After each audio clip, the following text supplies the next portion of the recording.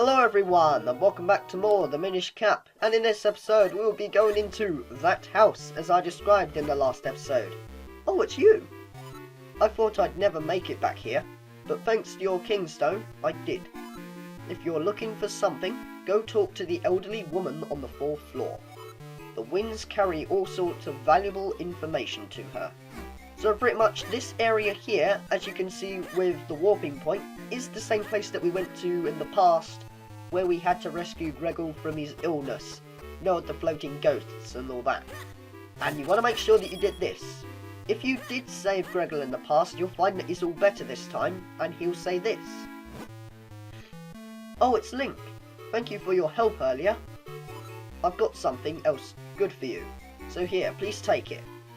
If you didn't do this before, you would have missed out on getting the light arrows. A handy item that upgrades, your attack with your arrows and basically makes life a bit easier. Because this time, when we'll shoot it, it'll do this thing similar in Ocarina of Time, where if you hold it down for long enough, it will shoot out light, meaning it will do more damage to enemies. The thing that's quite grim though is, if you didn't save Gregor earlier in the past, and get to this point, you'll be told that he can't be found and is dead. So pretty much you can give yourself a facepalm if you forgot to do that, because you've missed out on getting the light arrows. Although the one thing that's quite good in this place is there'll be these chests, because the Wind Tribe are best known for collecting all kinds of Kingstones. So when you get to this house, you're going to find a lot of chests with Kingstones and all that. I mean, you saw right there I found 2 blue Kingstones and 1 red Kingstone. So basically, if you love Kingstones, when you get to this bit, you're probably going to have no problems. So as you can see up here, we're going to get a red Kingstone, and in the other one, we're going to get another red Kingstone.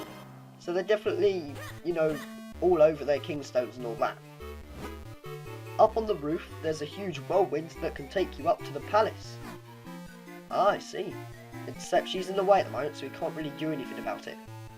Let's try speaking to the elderly woman. Welcome, welcome. Long, long ago, and then an age before that, our tribe abandoned the place you call the Wind Ruins. With our magic, we moved our palace up into the skies. We are the Wind Tribe. We have been watching, and we know all that happens on your surface world. We know a small boy collects elements to lift the curse from a princess. We know of Vaati and his evil axe. The winds tell us these things. The wind elements that you seek lies deep in the palace of winds above me. When the blade has been infused with the 4 elements, the way to the light force shall open. So it is told in the legends of the Wind Tribe. Vaati himself may already know this. Surface dwellers are not permitted to enter our palace, but you are special. You may continue to the roof. So with that long speech by the elderly woman, when we speak to her this time, she'll say this. There is a device in the palace that allows one to fly in the sky. When I get bigger, I want to explore the palace and find it. But I'm too scared right now. So that gives us a clue as to what our dungeon item will be that we're going to come across. And honestly, it's the most useful item in the game, and it's a lot of fun to play around with. But I'll give you a clue. It's one where Link can actually jump. Yeah, like in Ocarina of Time where you could only jump by walking off edges and all that. This time you have a jump button. So we're definitely not going back to Super Mario 64.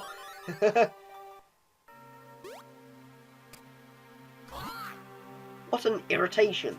We find our way to the very tops of the clouds. And now we have to go even higher to find a floating palace? I can't believe what a long way we've come. Look how high we are. Don't look down, Link, and watch your step. It's a long fall from here.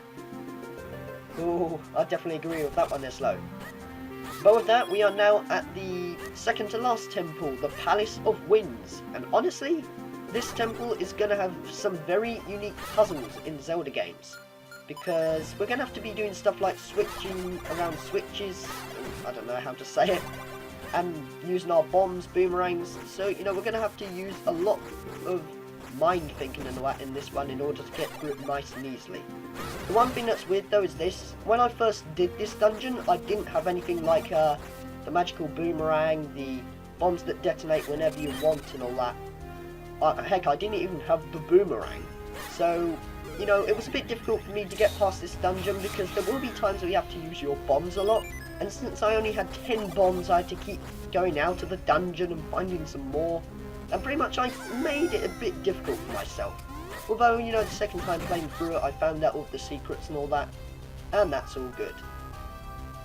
And honestly, I would say Palace of Winds music is really good. This is the thing that I like with the music in Minish Cap. It has different themes. I mean, you know, in Temple of Droplets, you got like this water sound and it's kind of mysterious. Whereas in Palace of Winds is where the sort of epicness comes. Same with Cloud Tops, you know, it's a really, really good piece of music because it's epic. It makes you feel pumped and all that. Whereas Temple of Droplets, you know, is nice and calm.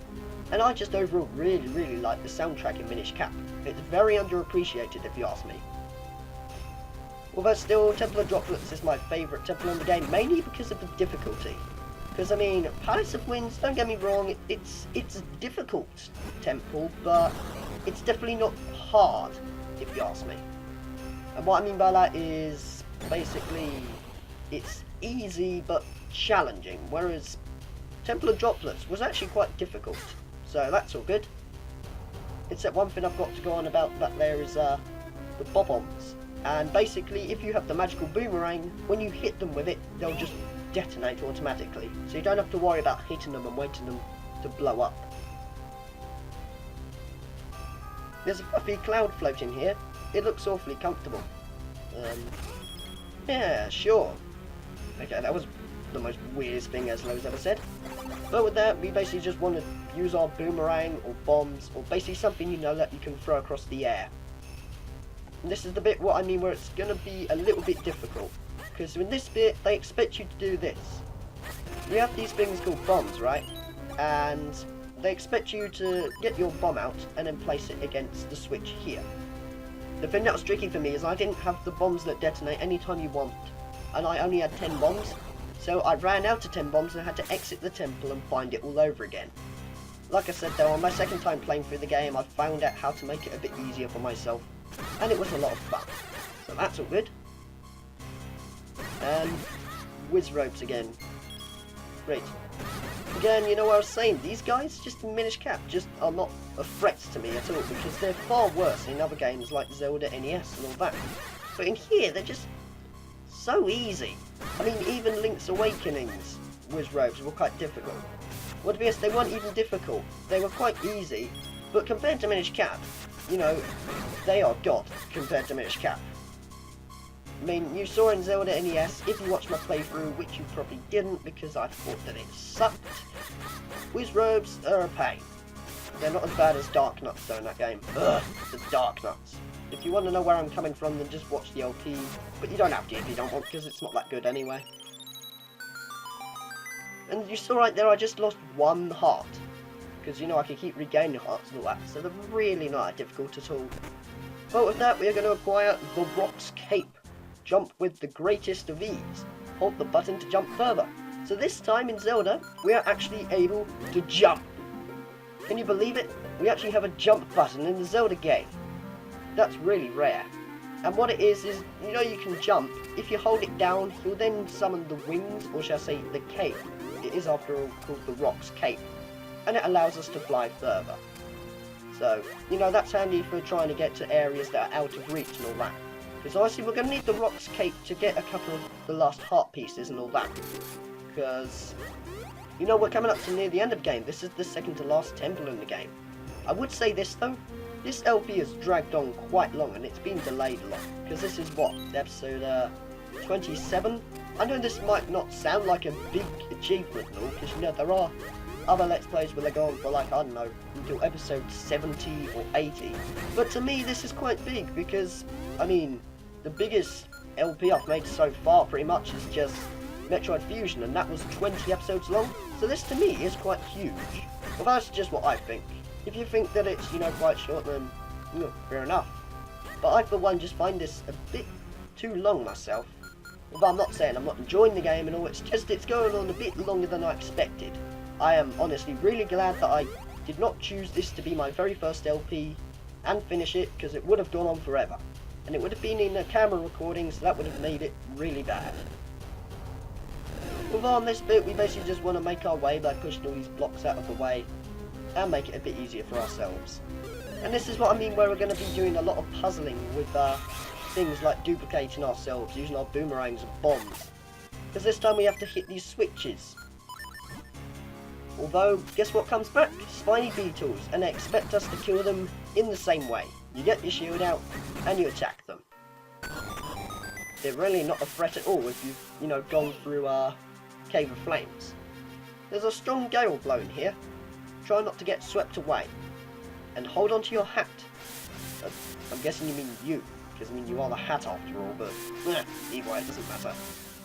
And this is where we're going to be using the Rocks Cape in order to clear this jump, because, well, we could go along with the wind, but you can just float your way all the way over there, and that's good.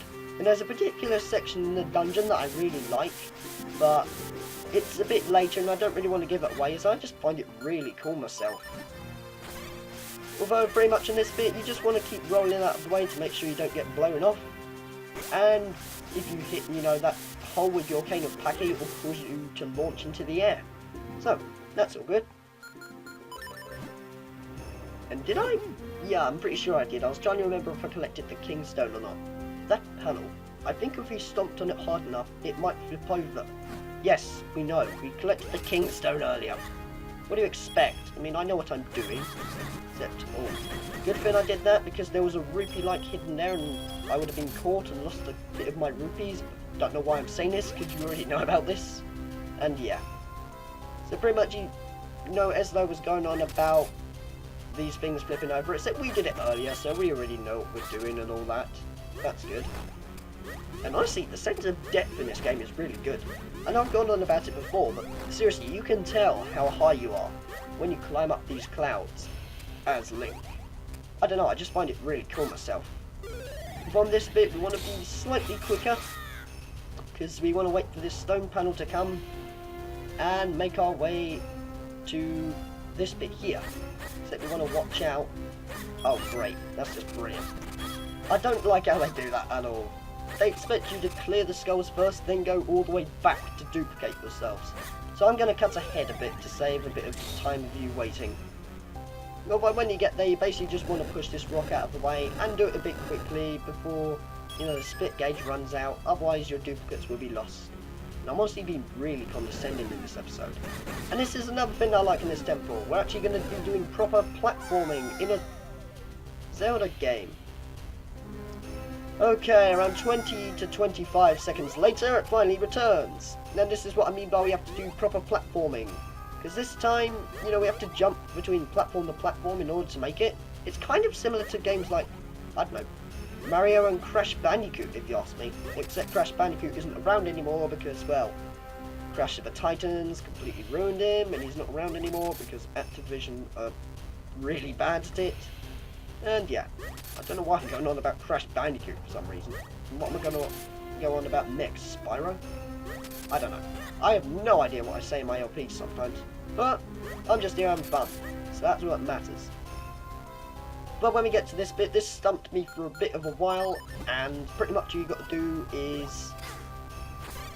Damn. I thought then I was going to try to get past it by jumping instead of getting my Rocks Cape. But that didn't work. Although pretty much, you just got to get your cane of Paki out and then make your way across there. This is one thing I don't get. They expect you to go at the right corner on this, but you can actually just hit them when you're there. So that saves a lot of time if you're stuck and all that. And for some reason my duplicate is walking in the air. Why can't I do that myself? That would be really cool. And honestly, I might be a bit of a while on this bit because this requires a lot of takes in order to try and get past here. Although what we got to do is be a Minish and do a bit of puzzling. And honestly, I really like the idea of how they did this. You got to be a Minish and you push pots out of the way. It might not sound that exciting, but honestly, I find this a really cool concept myself. Definitely. Let's know if I can do this first time, because, well, that'll be good. And will I be able to? Yes, I will. I remember before when I did in my previous take of this episode, because first time I forgot to turn on the game audio, so that kind of sucked. I had to take a couple of tries in there, so at least in my retake, I did it first time. That's all good. So we want to make our way out of here and access the new area to hit the switch.